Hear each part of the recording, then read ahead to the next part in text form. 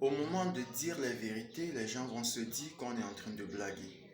Il y a donc une forme de vie que les gens ont vécue et ça peut parfois rattraper les gens à un moment donné. Le karma est donc l'action d'un péché que vous avez fait dans la vie d'un autre. Et lorsque vous vivez le karma, personne ne peut vous en sortir. Quoi qu'il arrive, vous ne pouvez pas sortir du karma. C'est une forme de condamnation que le Créateur lui-même a fixée avant de créer l'humain. Ça veut donc dire que tout le monde est prêt lorsque on pose une action mauvaise dans la vie de quelqu'un à subir le karma. Maintenant, la conséquence donc, c'est le fait de vivre certains événements sans comprendre comment c'est arrivé dans la vie future. Ça veut dire que le karma, c'est l'action que vous vivez en provenance de la vie que vous avez menée maintenant. Ou alors, si vous vivez le karma dans votre vie actuelle, c'est que vous avez fabriqué ça dans votre vie passée. Donc, ça veut dire que tout être humain vient sur Terre, part et revient. Donc, quand tu viens sur Terre pour la première fois, tu n'as aucun problème de vie, tu n'as aucune souffrance à vivre. Voilà donc pourquoi quand tu es sur Terre, tu vis pour la première fois, donc la première venue de l'être humain sur Terre, peu importe qui, il est pur, mais lorsqu'il vit, il peut commettre des péchés, donc faire le mal dans la vie d'autrui. Voilà donc pourquoi quand il retourne, après avoir vécu sur terre, il meurt, il retourne vers le Père, il est condamné et lorsqu'il revient à sa prochaine venue, il y a déjà la condamnation qui pèse sur lui. C'est ça qu'on appelle le karma. Je veux donc que vous sachiez avant qu'on continue.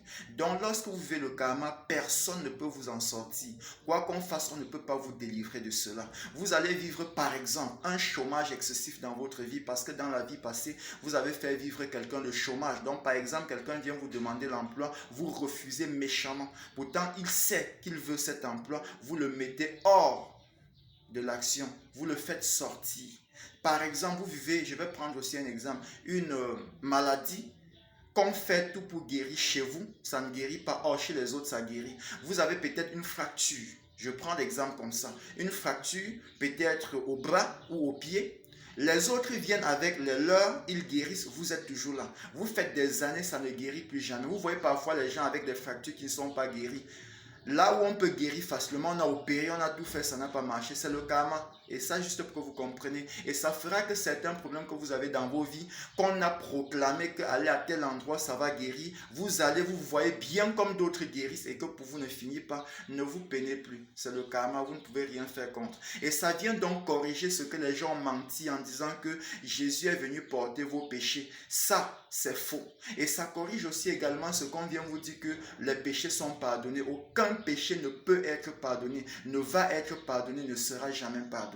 Voilà pourquoi le Créateur a fixé les lois. Et quand vous lisez la Bible, vous comprenez qu'on a dit que Jésus lui-même est venu, pas pour abolir la loi, mais pour accomplir. Donc vivre comme la loi demande de vivre. Mais vous venez parfois façonner les trucs pour faire croire que ça va changer. On vous fait croire qu'il a porté vos péchés. Il n'a porté les péchés de personne. Mais il a vécu dans la peau de quelqu'un qui a péché pour comprendre vraiment comment ça se fait qu'on ne peut pas vivre mal avec quelqu'un et venir vivre bien après. Donc il a porté, il a compris. Ayant porté veut dire vivre comme s'il avait péché. Donc porter un karma qu'il n'a pas fait. Vu qu'il peut le faire, il est le Fils de Dieu et il peut le faire. Et quand je dis Jésus, ça ne veut pas dire l'homme Jésus, mais comme c'est l'histoire de quelqu'un d'autre qu'on a plagié et fabriqué Jésus, ça ne me dérange pas. Donc ici, il ne s'agit pas de Jésus, vu que Jésus proprement dit n'a rien fait. Mais la personne qui a pu faire tout ce qu'on peut vous dire, c'est le Fils de Dieu. Et comme on dit donc que Jésus est le Fils de Dieu, vu qu'on a plagié l'histoire, ça me va. Donc voilà pourquoi quand je dis je ne tremble pas. Et en réalité, je ne peux pas trembler vu que je ne suis pas venu faire le faux comme les autres. Que la vie soit ainsi dite et que les gens comprennent et vivent bien. Que le Seigneur vous bénisse abondamment, vu que je suis là pour vous guérir de toute situation que vous ne pouvez pas comprendre la provenance dans vos vies. Et quoi que vous avez qui n'est pas bien, que vous ne vous comprenez pas, venez vers moi, je vais vous aider à comprendre. Je vais mettre mon numéro en premier commentaire. Pour ceux qui peuvent vouloir m'appeler, c'est sur WhatsApp qu'ils puissent m'appeler. Que Dieu vous bénisse.